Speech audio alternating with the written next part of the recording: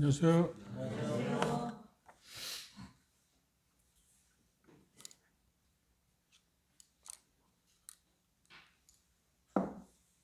고린도후서 5장 보겠습니다.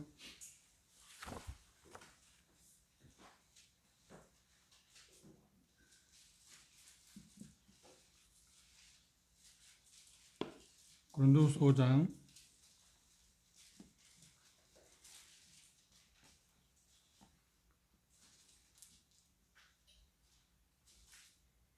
6절, 7절, 8절, 9절, 10절까지 한 절씩 함께 읽도록 하겠습니다. 고린도후서 5장 6절입니다. 시작. 우리가 항상 담대하여 몸에서 구하여 이는 우리가 믿음으로 행하고 보는 것으로 하지 아니하노라. 우리가 담대하여 원하는 바는 차라리 몸을 떠나 주와 함께 구하는 것이라. 그런즉 우리는 구하든지 떠나든지 그를 기쁘시 하는 자 되기를 힘쓰노라. 이는 우리가 다 그리스도의 심판 앞에 드러나 각각 선악간에 그 몸을 행한 것을 따라 받으려 합니다. 네, 감사합니다. 오늘 상급에 대해서 생각해 보겠습니다. 상급이란 뭐라고 생각하십니까? 상급. 성경에는 상급이란 단어가 3개 나옵니다. 첫째, 누가복음 6장을 한번 볼까요?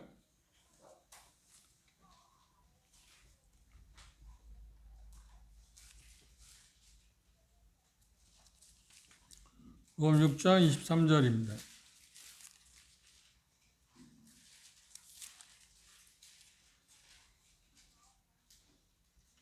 누가복음 6장 23절 함께 읽겠습니다. 6장 23절입니다. 시작. 그날에 기뻐하고 뛰노라. 하늘에서 너희 상이 큼이라. 저희 조상들이 선지자들에게 이와 같이 하였다. 여기 하늘에서 너희 상이 크다. 여기 상이라고 하는 말이 어떤 노동의 대가, 오늘날 말하면 품삯, 어떤 일을 한 결과에 대한 보상, 그것을 상급이라고 표현했습니다. 그 단어가 그 다음 누가복음 14장 보십시오.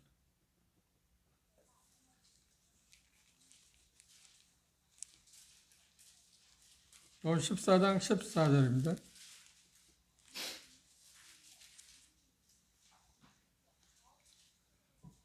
함께 읽어봅시다. 14장 14절 시작. 그러면 저희가 갚을 것이 없는 고로 내게 보게 되리니 이는 의인의 부활 시에 내가 여기 갚음을 받겠다, 돌려준다, 갚아준다. 그리고 주님을 위해서 한 일에 대한 넉넉한 어떤 보상, 그것을 상급이라고 표현했습니다. 그 다음 세 번째가 히브리서 11장입니다.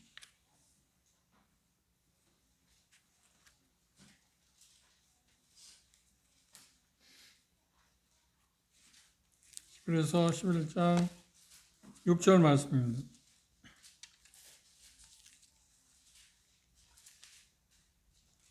함께 읽겠습니다. 시작. 하나님께 나아가는 자는 반드시 그가 계신 것과 또한 그가 자기를 찾는 자들에게 상 주시는 이심을 믿어라. 여기 상이라고 하는 말은 돌려준다. 그리고 상이라고 하는 의미와 돌려준다는 합성어입니다. 이게 일한 대로 그 삭스를 지불한다 하는 그 의미를 하고 있습니다. 상급이라고 하는 말은 그러면 쉽게 말하면 일한 것에 대한 값을 지불해 주는 것. 누구를 위해서? 주님을 위해서 한 일에 대해서 수고, 어떤 봉사, 헌신에 대해서 넉넉한 어떤 보상을 가리켜서 상급이라고 이야기하고 있습니다. 상을 주기로 하신 것은 마치 하나님께서 우리에게 구원을 은혜로 베푸시는 것처럼 상급도 역시 은혜로 베푸시는 것입니다. 그게 하나님이 하시는 일, 하나님이 계획하신 일이라고 생각하시면 도움이 될 거라고 생각합니다. 그래서 우리가 본문의 고린도후서 5장 10절에 보면 두 개의 요소가 있습니다. 첫 번째는 말이에요. 각각 받는다는 표현이 있고, 상급, 그걸 이야기했습니다. 두 번째는 뭐냐? 선악간에 그 몸으로 행하는 것을 따라서 상급을 받는다. 그 말은 우리가 상급은 이 땅에 구원받은 이후에 이 땅에서 살아간 일에 대해서 주님을 위해서 살아간 그 삶에 대해서 어떤 보상, 그것을 갚아준다. 그것을 상급이라고 말했습니다. 상급에 대해서 말할 때 어떤 사람들은 이렇게 생각합니다. 그 뭐 꼭 상급을 받을 필요가 있을까? 상급이 그렇게 중요한 일인가? 그렇게 생각하고 말하기도 합니다만 우리 마음 가운데 그런 생각이 들어올 때도 있습니다. 문득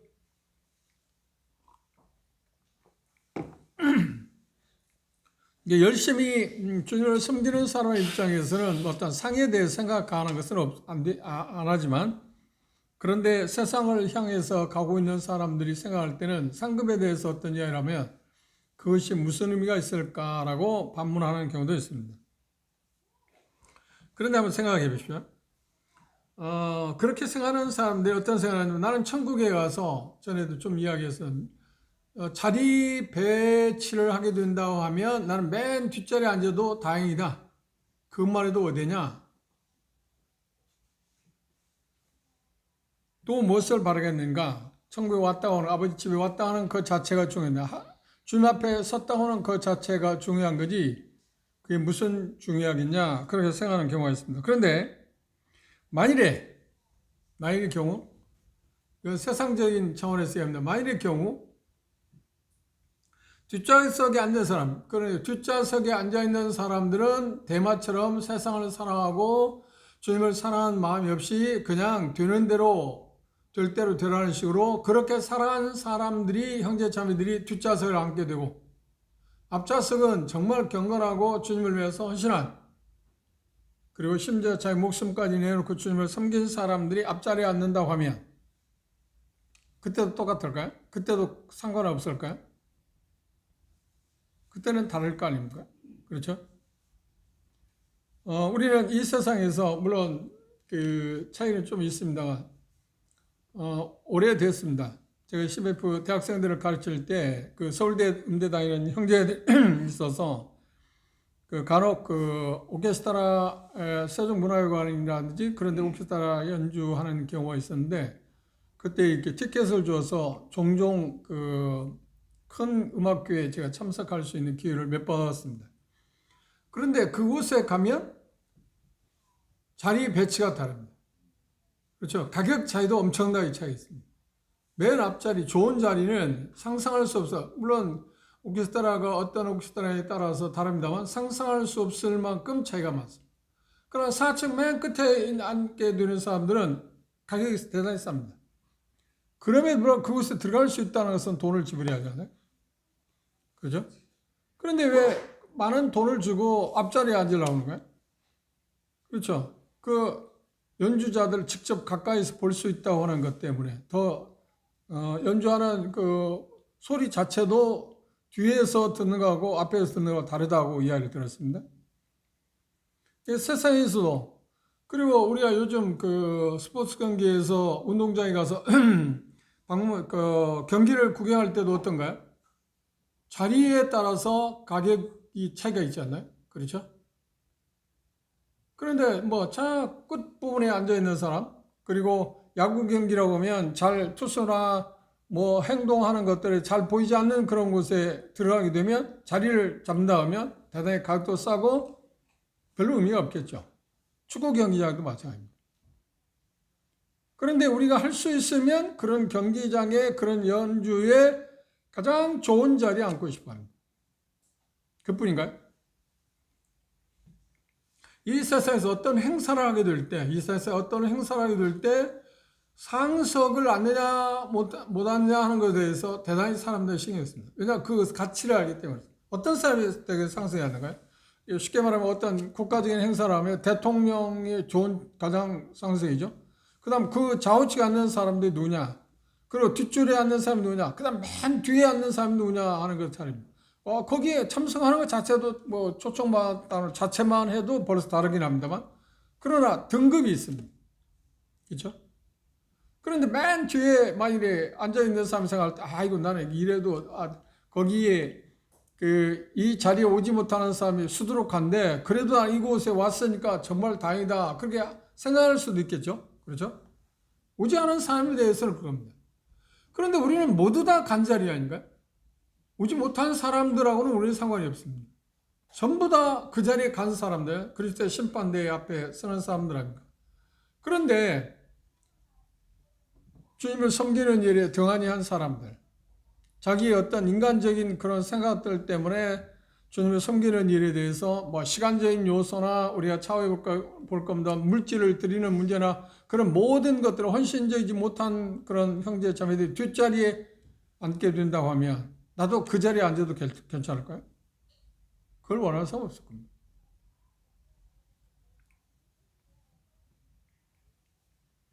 상급에 대한 개념은 우리가 만든 것이 아닙니다. 그렇죠? 우리가 정한 것도 아닙니다. 우리를 사랑하시는 분, 그리고 우리의 인간의 어떤 그 능력, 이성을 초월한 하나님께서 우리를 사랑하심으로 보상을 주시겠다고 하는 이야기입니다. 한번 잘 생각해보세요. 하나님이 사랑하는 사람들에게 주시는 보상이다. 그런데 그 보상을 받지 않아도 상관없다? 좀 다르지 않나요? 세상에 어떤 대통령이나 어떤 뭐 노벨이 주는 상을 받고 안 받고 하는 거하고는 차원이 다른 거 아닌가요? 하나님이 주시는 상을 받느냐 못 받느냐, 이건 엄청난 문제가 있지 않나요? 그래서 우리가 삶을 살아갈 때 이 상에 대해, 상급에 대해서 우리는 심사숙고할 필요가 있다는 겁니다. 우리를 사랑하시는 아버지 하나님의 계획, 그렇죠? 그분의 상급은 그분의 계획입니다. 그리고 그분의 소원대로 좋은 상을 받기 위해서, 가능하면 우리가 할 수 있으면 좋은 상을 받기 위해서 이 땅 위에서 우리의 최상의 삶, 다시 말하면 하나님의 영광을 위해서 하나님을 기뻐하시는 삶을 우리가 살아야 하지 않나요? 그래 바울 사도는 본문에서 뭐라고 표현했나요? 그렇게 표현했잖아요. 그런지 우리는 거하든지, 다시 말하면 이 땅에 존재하고 있든지 아니면 이 땅에서 떠나가든지 어느 상황이 있든지 간에 주를 기쁘시게 하는 자 되기를 뭐라고요? 힘쓴다. 전력 투구한다는 거예요. 왜? 그것에 대한 대가를 그리스도의 심판대에서 누구를 막나라고 다 받기 때문에. 그곳에 구원받은 사람은 다 갑니다. 다 가기는 하지만 그곳에서의 대우는 다르지 않나요? 등급은 다르지 않나요? 받는 상의 가치가 다르지 않나요? 그런데 그 상을 주시는 분이 하나님이신데 그분이 주시는 상을 받고 안 받고 하는 것이 의미가 없다고요? 물론 상의 가치는 세상 지구촌에서 가장 가치 있다고 생각하는 것은 약간 어떻게 돼요? 노벨상이잖아요. 노벨상. 우리나라 노벨상 탄 분이 누구? 한 분밖에 없어요. 누구? 그것도 뭐 어떻게 해서 탔는가 참 몰라요. 그리고 김대중 대통령이 탔습니다. 그리고 지금 트럼프는 올해 타려고 애를 썼는데 이미 끝나버렸습니다. 아마 다음에 또 탈지. 왜냐면 그게 그 가치가 있다고 생각합니다. 어떤 대단한 어떤 이바지한 각 분야에서 인류를 위해서 뭔가 지구촌에 있는 어떤 사람들에서 뭔가 이바지한 사람들이 주는 특별한 상황인가요? 뭐 상급이야 그렇게 많지는 않을 겁니다. 물론 상급도 큰 겁니다. 노벨상의 상급도 대단히 큽니다만, 그렇죠? 세상 사람들은 어떤 면에서 보면 썩어질 멸공을 위해서 자기의 최선을 다하지 않나요? 그런데 우리 썩지 않을 멸공을 위해서 우리는 어떤 일을 하는가요? 최선을 다해야 할 거 아닌가요? 가장 중요한 게 뭐냐면 상급에 대해서 할 때 우리를 사랑하시는 분이 주는 상을 받느냐 못 받느냐 하는 것은 생각이 다르지 않아요? 받아도 되고 안 받아도 된다고요? 아니죠. 그건 아닙니다. 그건 정말 잘못된 생각입니다. 우리는 꼭 받아야 합니다. 어떤 일이 있어도 그에 대해서 우리는 신경을 써야 할 필요성이 있다고 생각합니다. 상급은 다시 말하면 어떤 면에서 보면 상급이 얼마나 중요하냐 하는 것은 뭐냐면 주님께서 우리를 인정해 주시는 것에 대한 표시, 반영하는 거다. 상급을 받지 못한다는 말은 주님께 인정하지 않는다는 말입니다. 그리스도를 인정하지 않는다는 말이 아니라 주님의 자녀로서의 삶에 대해서 부끄럽게 생각한다는 겁니다. 우리를 구원하신 분을 부끄럽게 할 이유가 있나요? 근데 상을 받는다는 말인 거예요. 그분을 기쁘시게 한다는 말이에요. 그런데도 우리가 상에 대해서 전혀 생각하지 않고 살아도 된다고요? 문제는 무엇인가? 우리가 이 땅에 살아가는 그것에 따라서 그게 결정된다고 하는 걸 생각하면 우리가 좀 생각해 봐야 돼요. 지금 엘리엇 형제님을 여러분들이 아실 겁니다. 많은 사람들이 그분이 형제라고 생각 못하는 사람, 물론 일반 교단에서 그분이 형제라고 아는 사람이 별로 없습니다. 그런데 지금 엘리엇 형제는 그렇게 말했습니다. 영원한 상급에 대해서 진지한 관심을 갖지 않는 사람은 대부분 현재에 속한, 그러니까 이생의 것에 보다 많은 관심을 갖고 있거나 영원한 것을 얻는 일에 자신을 죽이는 자들이다. 이게 대단히 강하게 말했어요. 그래서 그분은 어떤 이야기를 했나요? 가돌아와서 순교를 하면서도 그렇게 말했어요. 내 모든 것을 나는 주님께 드립니다. 내 목숨을 하나님이 원하시면 드리겠습니다. 그리고 영원한 것을 위해서, 영원하지 않는 것, 일생을 위해 허비하는 것은 절대 바보가 아니다. 그건 지혜로운 사람이다. 그 유명한 말을 남겼잖아요. 상급이라고 하는 표현을 어떻게 표현하냐면 멸관이라고 하는 표현도 썼습니다. 우리가 주님으로부터 상급을 받는다는 말은 주님께서 우리를 신뢰한다 라는 표시입니다. 인정한다, 신뢰한다. 그런 신뢰도 어떤 관계가 있습니다. 마태복음 25장을 볼까요?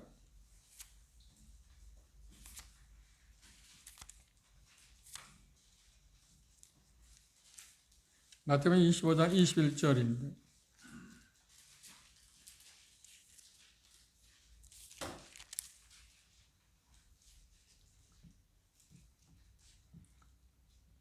그 주인이 이르되 잘하였도다 착하고 충성된 자와 내가 작은 일에 충성하였음에 내가 많은 것으로 내게 맡기리니 내 주인의 즐거움에 참여하라. 신뢰, 착하고 충성된 자와 그 다음 멸관 상급은 주님께서 인정해 주시는 것에 대한 어떤 반영, 그런 표시. 야고보서를 보십시오. 뒤에 넘기셔서 야고보서 1장 보십시오.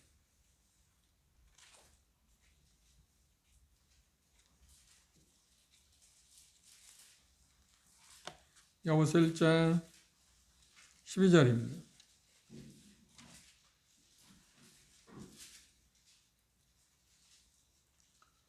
야고보서 1장 12절 함께 읽어볼까요? 시작. 시험을 참는 자는 복이 있도다. 이것에 옳다 인정할 시험을 받은 후에 주께서 자를 사랑하는 자들의 약속하신 생명만을 얻을 것이다. 인정하심을, 인정을 받아. 인정. 주님으로 인정받는다? 세상에 그 어떤 사람으로부터 인정받는 게 아니라 주님으로부터, 나를 구원하신 그분으로부터 인정을 받는다.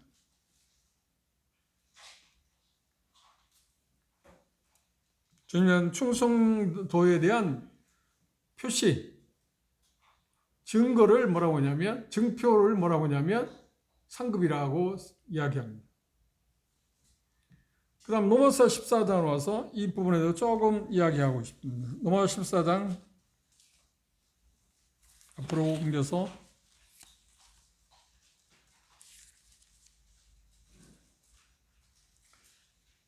10절부터 한번 읽어봅시다. 로마서 14장 10절, 12절까지 시작. 네가 어찌하여 내 형제를 판단하냐? 어찌하여 내 형제를 업신여기느냐?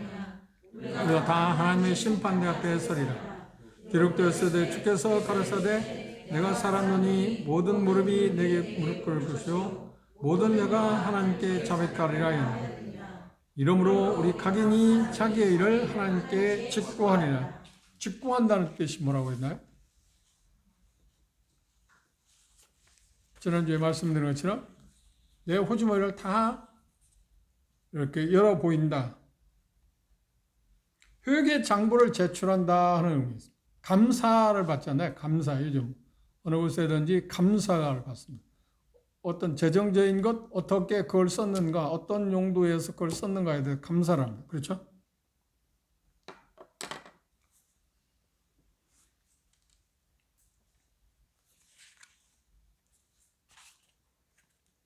보육원에 그 선한사 제가 있었는데 그 보육원에도 그 보건복지로부터 어떤 경우에 감사 오고 도에서 시에서 감사 나옵니다. 그런데 감사 나오는 건 뭐냐면 어떤 액수를 주고 마음대로 선한사에서 이건 피복비로 얼마나 써야 한다고 하면 그쪽에만 써야지 다른 쪽에 쓸 수가 없어요. 전에는 안 그랬답니다. 그것을 얼마나 잘 쓰고 있는가 하는 것에 대해서 여러 다양한 그 품목이 있잖아요. 그걸 세밀하게 검사를 합니다. 직구한다는 말은 뭐냐면 그 검사한다는 게 아니라 검사를 하게 되면 수많은 자료를 제출합니다. 그러니까 자료를 제출한 겁니다. 1년 동안에 그 돈을 국가에서 준 그 돈을 이런 용도에서 얼마를 썼고 어떻게 썼고 하는 것을 다 제출하는 거예요. 그걸 직구한다는 말입니다. 그러면 우리가 그리스도의 하나님 심판대에 갔을 때 직구한다는 말은 뭔가요? 우리가 살아온 삶에 대해서 낱낱이 다 말할 거라. 하나도 빠짐없이. 지난주에 이야기한 것처럼 그것은 뭐랄까 은밀한 것도 없이, 그렇죠, 숨길 수 있는 것도 하나도 없이 전부 다 직구한다는 그런 의미를, 그 의미 자체가 그렇게 이야기했습니다. 그 말의 의미를 우리가 좀 더 쉽게 이해하기 위해서는 고린도전서 3장으로 가보십시다.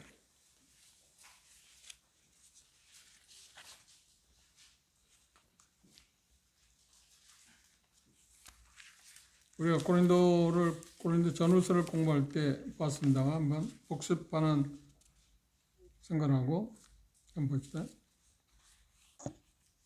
고린도전서 3장입니다. 12절 13절 함께 읽어봅시다. 시작. 만일 누구든지 금이나 은이나 보석이나 나무나 금이나 집으로 이 터에 세우면 각 사람의 공적이 나타날 터인데 그날이 공적을 밝히니 이는 불로 나타내고 그 불이 각 사람의 공적이 어떠한 것을 시험할 것이니라. 그렇죠. 우리가 행한 것을, 우리가 행한 그 모든 것들에 대해서 뭐라고 표현했냐면 건축물로 표현했습니다. 집을 짓는 일에 있어서 건축, 그리고 어떤 재료를 갖고 집을 지었느냐 하는 걸 평가한다. 그래서 금이나 은이나 보석으로 집을 짓는 사람이 있고 나무나 풀이나 짚으로 집을 짓는 사람이 있다. 그런데 그것들에 대해서 평가할 때, 다시 말해 직구한다는 뜻의 그런 의미를 하고 있다. 평가할 때 무엇으로 그걸 평가한다고요? 불로 태워본다. 불로 태워본다. 그럼 불이 태워지지 않는 것은 뭔가요? 금이나 은이나 보석은 이미 불을 거쳐온 거기 때문에 태워질 수가 없잖아요. 그래 나무나 풀이나 짚은 어떤가요? 그렇죠. 다 타버립니다.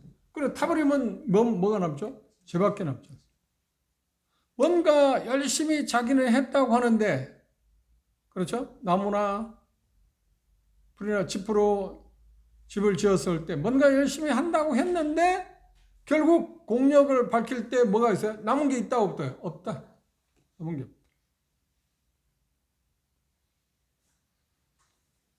그와 비슷한 그 비유가 하나 있다고 하면 마태복음 7장에 보면 예수님께서 산상수훈을 말씀하시고 결론적으로 뭐라 했나요? 두 사람이 집을 짓는데 한 사람은 어디에 집을 지었다고요? 반석 위에. 한 사람은 어디에? 모래 위에 집을 지었다. 그런데 반석 위에 집을 지은 사람이나 모래 위에 집을 지은 사람은 그냥 평이한 상태에서는 그게 어떤 효과가 있는지를 잘 모르잖아요. 그런데 폭풍우가 치고 비바람이 치고 심한 물보라가 쳤을 때 결국은 남는 건 뭔가요? 반석 위에 집을 지었어요. 물론 집은 지었어요. 나름대로 뭔가 했지 않나요? 여기도 그렇습니다. 뭔가 집을 짓기는 했어요. 그러나 금이나 은이나 보석으로 집을 짓는 사람이 있는가 하면 나무나 풀이나 짚으로 집을 짓는 사람이 있다. 그런데 그것들은 어때? 결과가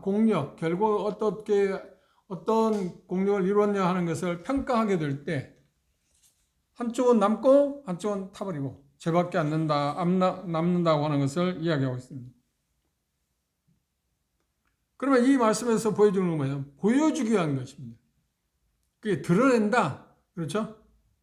내가 집을 지은 것에 대해서 어떤 재료로 집을 지었는가, 내가 주님을 위해서 선한 삶을 살았기는 했는데 뭔가 한다고 했는데 그것이 남을 수 있느냐 남을 수 없느냐 하는 것들. 그런데 고린도전서에서는 뭐냐면 선악이라는 표현을 썼습니다. 선악간에 남은 것이라고 하면 뭘로 집을 지었다는 선이고 없어지는 것은 악이라고 이야기하겠죠.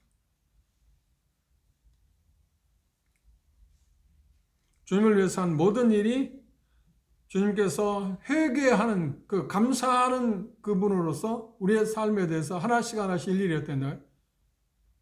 그래 조사한다. 우리 한 것에 대해서 여기 보면 테스트한다고 그랬어요. 그런데 테스트할 때 비유적인 표현은 뭐냐면 불로써 해보겠다 그렇게 말했습니다. 우리가 이 땅에서 한 일이 금이나 은이나 보석으로 집을 짓게 되면 남게 되겠지만 집, 나무, 풀처럼 다 없어질 것들로 집을 짓는 사람도 있을 거라는 거예요. 나는 뭔가 주님을 위해서 뭐 하기는 했는데 그것이 남을 수 있느냐 타버릴 수 있느냐 하는 것은 주님이 그걸 밝힌다 하는 겁니다. 그렇죠? 이 우리의 헌신 그 부분에 대해서 우리가 조심해야 할 그런 부분이 있잖아요. 그래 마태복음에 그 산상수훈 할 때 그런 표현을 했습니다. 구제 문제에 대해서 예수 말씀할 때 나팔 부는 사람들은 구제하는 것 자체는 좋은 것입니다. 그런데 나팔 부는 사람은 이미 뭐라고 해요? 상을 받았다. 그래 상 받을 게 있다 없다? 없다. 그러면 그런 집을 짓기는 했는데 구제는 하기는 했는데 뭘로 집을 지은 사람입니까? 나무나 풀이나 집으로 집을 지은 사람이죠. 근데 은밀하게 구제한 사람은 어떤가요? 금이나 은이나 보석으로 집을 짓는 사람이죠. 그런 상을 은밀한 중에 했기 때문에 상을 받는 거 아닌가요? 하기는 해. 똑같은 구제는 하기는 했는데 한 사람은 그게 낫고 한 사람은 그게 열심히 많은 걸 했는지 모르지만 그래서 사라져버립니다. 그런데 무엇으로 그렇게 한다고요? 바울사도 이야기하나요? 고린도전서 3장에는 불로써. 예미하신 그래 섬세한 주님의 눈꽃 불꽃 같은 눈으로 비춰볼 때 그것들을 통과할 거냐 통과하지 못할 거냐 하는 것은 대단히 중요한 문제잖아요. 이게 우리가 어떤 일을 할 때 주님을 위해서 어떤 일을 할 때 그것도 중요합니다. 주님을 위해서 뭔가를 하기는 해야 해요. 그런데 그 일을 할 때 자세에 있어도 대단히 다른 모습이 있습니다. 동기. 어떤 동기에서 그 일을 하느냐. 그리고 방법. 그 방법도 선해야 하잖아요. 세상은 어떤가요? 목적을 성취하기 위해서 수단 방법을 가리지 않습니다. 그런데 주님 나라에서는 선한 일도 선한 방법으로 그걸 해야 할 때 가치가 있는 것이지. 그렇죠. 좀 제가 말씀드린 구제 좋은 것입니다. 하나님 기뻐하시는 겁니다. 그런데 자기를 드러내기 위해서 구제를 했을 때 나팔을 부는 쪽에 태도를 취했을 때 어떻게? 하나님께 평가해 주자. 주님께 평가하지 않겠다. 왜 그럴까요? 방법이 잘못됐잖아요. 방법은 뭔가요? 동기가 무엇인가요? 자기를 드러내기 위해서. 정말 가난한 사람을 돕기 위해서 주님의 말씀에 따라 순종하기 위해서 한 게 아니고 자기를 드러내기 위해서 가시 그것 때문에 선을 행한다고 하면 그런 의미가 없다고 이야기했습니다. 선은 언제나 다른 사람들을 보다 행복하게 다시 말하면 세워준다고 하는 이야기를 했습니다. 그것에 초점이 맞춰져 있습니다. 그 어떤 것을 드러내기 위한 게 아니라 상대방, 다른 사람들을 드러내기 위해서 돕기 위해서 어떤 일을 하는 것을 선하다고 말합니다. 그럼 악이라고 말할 때 어떤가요? 그거 반대되는 것이겠죠. 그래, 그 선과 악에 대해서 우리가 또 구체적으로 생각할 거는다만 그 다음 세 번째로 상급을 잃는 고통을 대해 생각해 보십시오. 고린도전서 5장 10절에 그랬습니다. 선악간에 그랬습니다. 그리고 고린도전서 3장 15절에 한번 보십시오. 고린도전서 3장 15절 끝부분에서 그렇게 말했습니다. 14절부터 읽어봅시다. 14절 15절 고린도전서 3장 14절 15절 읽어봅시다. 시작. 만일 누구든지 그 위에 세운 공력이 그대로 있으면 상을 받고 누구든지 공력이 불타면 해를 받으리니 그러나 자기를 구원은 어때 물 가운데서 얻는 것. 여기 누구든지 공력이 불타면 뭘 받는다고요? 해를 받는다. 그걸 고린도전서 5장에서 악이라고 표현했어요. 구원을 잃는다는 말이 아닙니다. 보상이 없다. 무익하다.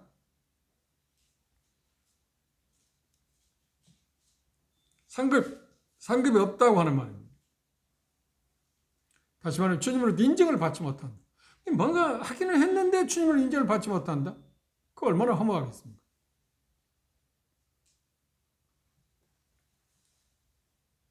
한번 생각해 보십시오. 그러면 우리를 나를 사랑하셔서 그곳에 오시게 한 그분으로부터 우리가 인정을 받자. 뭔가 나는 열심히 그분을 위해서 뭔가 하기는 했는데, 한다고 했는데, 그분을 인정받지 못하는 헛수고였을 때, 그 고통이 어떨까요? 얼마나 그 대가가 큽니까? 그래서 중요한 건 뭐냐면 어떤 동기에서 그 일을 하느냐. 어떤 동기. 그래서 전에 말씀드린 은혜에 대한 감격스러움. 하나님의 은혜에 대한 감격 때문에 우리가 어떤 일을 하는 게 동기가 어떤 그런 곳에 있는 거지. 그 어떤 것을 내가 자신을 드러내기 위해서 내가 주님을 열심히 맡고 했다 자랑하기 위한 거 아니잖아요. 그런데 주님을 위해서 열심히 사는 사람들이 까딱 잘못하면 이런 잘못에 빠질 수 있습니다. 그렇죠? 자기 과시하기 위해서 뭐 내가 이만큼 잘한다 뭐 그런 어떤 것들을 그러니까 그런 면에서 생각하면 긍정적으로 생각한다면 자기에 대해서 의식할 필요가 없잖아요. 그래서 어떤 분은 그렇게 말했습니다. 겸손이 뭐냐? 자기에 대해 전혀 생각지 않는 것이 겸손이다. 진정한 겸손이다. 자기를 다른 사람 낮게 생각하는 것이 겸손이 아니고 그것도 겸손의 일종이겠죠. 그런데 중요한 건 자기에 대해 전혀 생각지 않는 것.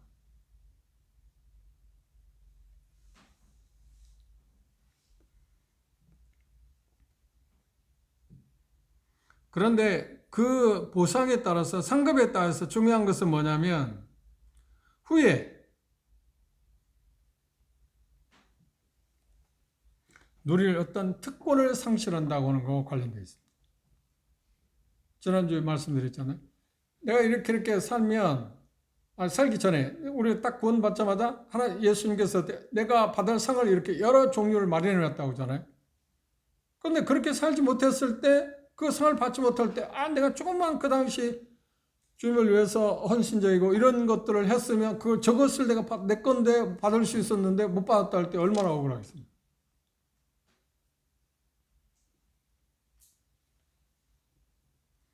여기 악이라는 말, 선악이라고 할 때 악이라고 하는 말이 뭐냐면 무가치한 것, 하찮은 것, 천한 것, 사악한 것 그런 뜻이 있어요. 선악과 이랄 때. 선은 뭐라고 했나요? 다른 사람을 세워주는 그 모든 것. 나를 의식하지 않고 주님을 위해서 주님의 말씀에 따라서 선악 그러니까 다른 사람을 세워주는 그러니까 내 의식하죠. 그 진정한 겸손에서 다른 사람을 세워주는 그 어떤 일을 하게 됐을 때 그것들은 하나님 보상하죠. 주님 보상하지만 악은 뭔가요? 그렇지 않은 것. 그것을 고린도서 3장에서는 나무나 풀이나 짚으로 집을 지은 사람과 같다.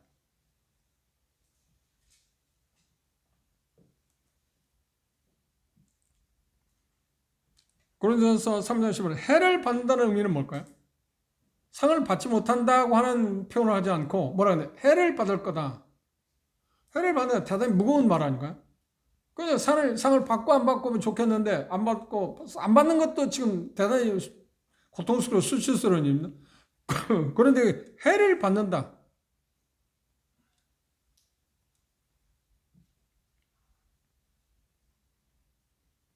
이 땅의 삶을 보여주는데 어쩔 수 없이 주님 앞에 왔을 때 내가 살아온 삶에 대해서 낱낱이 다 보여줘야 하는데 선한 행위가 전혀 없는 그런 모습으로 주님 앞에 드러나는 것 그 자체가 뭐라고요? 이 말씀하고 있는 것처럼 해를 받는 것입니다.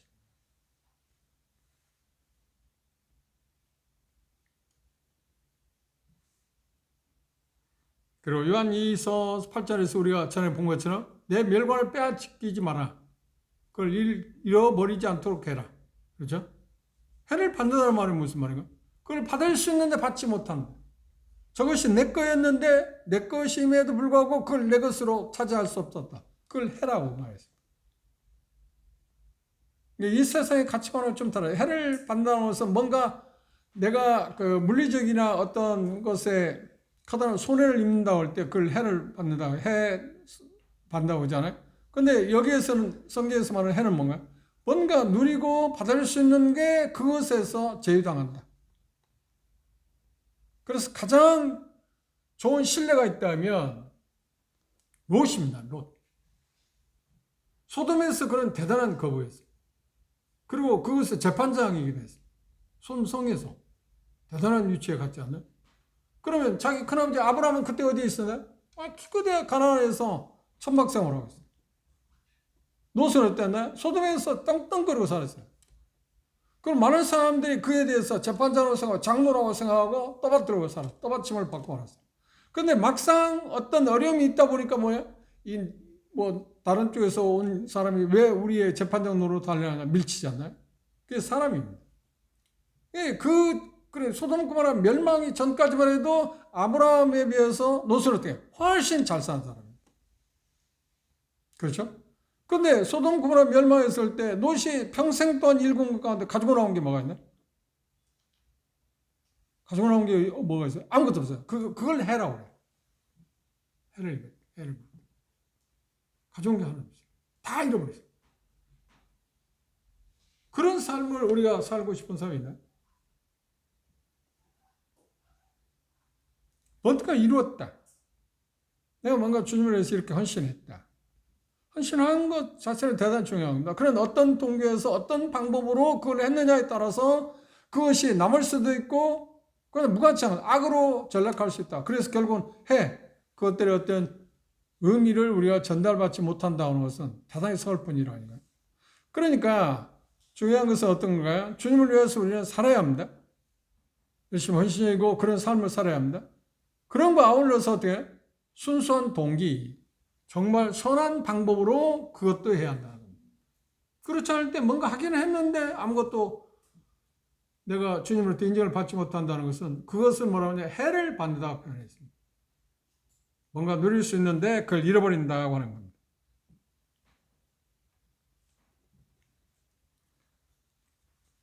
오늘은 상급이 무엇인가?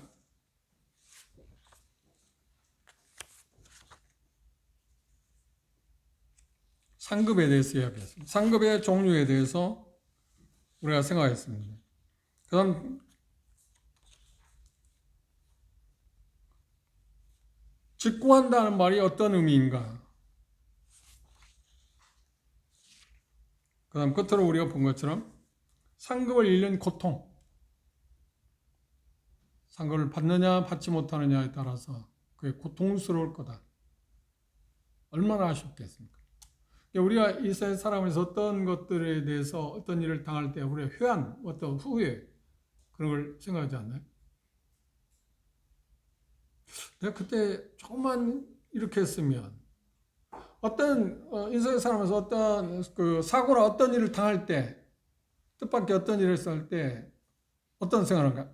내가 1분만 늦게 갔거나 1분만 빨리 가서 그런 일을 안 당했을 텐데 그런 경우도 있습니다. 그리고 어떤 경우는 어떤가? 그때 조금만 생각을 달리 했으면 그런 손해를 입지 않았는데 그게 우리가 인생을 살아가면서 경험하는 것처럼 주님 나라에 갔을 때 그리스도 심판에 갔을 때 그런 일이 당하지 않게 하기 위해서 우리는 정말 경각심을 갖고 매일 삶을 살아가야 합니다. 그러니까 전에도 말씀드렸지만 그리스도의 심판대를 바라보고 우리가 인생을 살자. 그런데 중요한 게 뭔가요? 상급은 받기는 받아야겠는데 정말 열심히 주님을 위해서 뭔가 하기는 했다고 보는데 받지 못할 때 얼마나 억울합니까?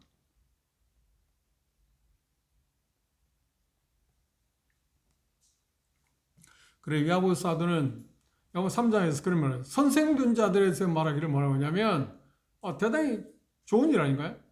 그리고 중요한 것입니다.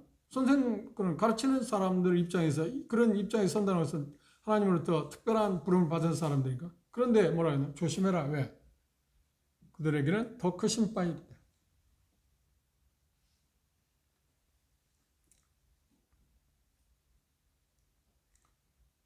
찰스 펄전이 당대 영국에서 그리스도인으로 살아가는 사람들 가운데 자기가 볼 때 정말 의인으로 산 사람을 자기가 한 사람 만났는데 누구냐면 그러죠. 형제교회 체포한 형제였습니다. 그래서 그분에 대해서 스폴츠는 그렇게 말했어요. 다른 사람에게 공공연하게 정말 그리스도인답게 살아가는 사람을 있다고 하면 로버트 체포한 그분이다. 스폴츠는 침례교회입니다. 로버트 체포한 형제님도 처음에는 침례교회였습니다. 그런데 신약교회 원리를 알고 모임으로 돌아왔어요. 그러나서 대단히 변호사고 대단한 역량을 갖고 많은 돈을 갖고 있음에도 그걸 전부 다 가난한 사람들 주고 빈스테이라고 하는 그 영국의 가장 빈촌 가난한 사람들이 사는 곳에 들어가서 보험을 전했어요. 그러니까 그분의 신분하고는 전혀 어울리지 않잖아요. 최상류층의 분인데 최하층의 사람들에게 보험을 전하고 물론 그분은 그분의 삶이 이런 것은 틀림없습니다. 그런데 거의 100세가 될 때까지 살 때 그분은 결혼하지도 않고 자기에 있는 전 재산을 가난한 사람들 주고 그런 보험을 전했습니다. 그리고 그분이 한 유명한 말이 있습니다.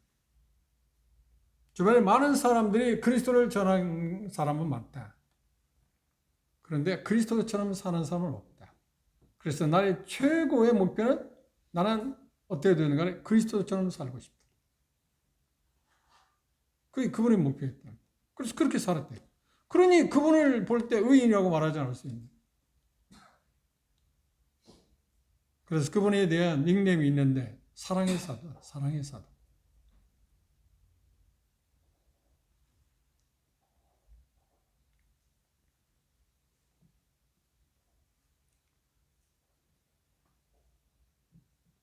저도 그렇지만 우리 모두가 조심합시다. 주님을 섬기면서 정말 주님을 사랑하는 마음에서 그렇죠? 은혜에 대한 감격스러움으로 무엇인가를 해야지 자기 자신이 의식하는 가운데 어떤 것을 하게 된다면 그러면 생각해 보세요. 나를 의식하지 않는 진정한 겸손해서 어떤 일을 하게 된다면 다른 사람에 대해서 어떻게 하든 상관이 있나요 없나요? 상관없죠. 중요한 건 뭐냐? 주님이 나에 대해서 어떻게 생각하냐가 중요한 거지 다른 사람이 나에 대해서 어떻게 말하냐는 그렇게 중요하지 않지 않나요? 근데 우리는 주님이 그것에서 나에 대해서 어떻게 생각하냐보다는 다른 사람이 나에 대해서 어떻게 생각하냐에 대해서 우리는 초점을 맞춰요. 더 많이 신경을 씁니다. 그래서 다른 사람이 나에 대해서 비판한다 할 때 화를 내고 그 사람이 적대적인 감정을 갖고 어떤 반응을 보이기도 하고 로버트 체퍼만의 그분이 생애를 보면 그 빈민굴에서 보험을 전하는데 많은 사람도 질시도 받게 되고 여러 가지 말을 들었답니다. 그런데 그분은 어땠냐면 그 주님 바라고 묵묵히 그냥 자기 길을 갔답니다. 다른 사람을 의식할 필요가 없지 않아요?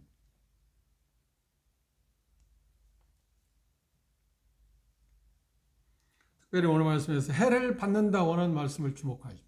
해를 받는다. 뭔가 하기는 했는데 그게 무가치하게 됩니다.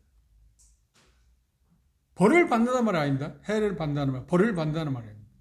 그러니까 벌을 받는다고 하는 말하고 자기가 뭔가 받을 수 있는데 못 받는다고 하는 그것은 더 나쁜 거 아닌가요? 우리는 뭔가 불이익을 당한다고 이야기할 때 경제적이나 육체적으로 어떤 손실을 당할 때 그걸 해라고 생각하는데 주님 나라에서는 어떤 그걸 해라, 그걸 해라고 하는 게 아니라 마땅히 받을 수 있는 것을 받지 못하는 누릴 수 있는 것을 누리지 못하게 되는 것을 해라고 말한다. 이게 차원이 다르지 않나요? 그런데 그것이 언제까지 지속된다고요? 영향을 미친다고요? 영원세계까지. 어떤 천년왕국, 천년 동안 그게 아니고 영원세계까지 그 영향을 미칠 거다. 무엇에? 오늘 우리의 삶에 따라서 오늘 어떻게 내가 사느냐에 따라서 중요한 건 그것입니다. 우리가 어제까지 아니면 오늘 이 시간까지 이 시간 전까지 어떻게 살았냐가 그렇게 중요한 거 아닙니다. 우리에게 남은 시간 단 한 시간이라도 단 하루라도 정말 순수하게 주님이 기뻐하시는 일을 위해서 우리 자신들을 되려보면 어떨까요? 이게 오늘 이 상급에 대해 생각할 때 가장 중요한 핵심이라 그렇게 생각합니다. 그걸 바라보면서 전진합시다. 기도합시다.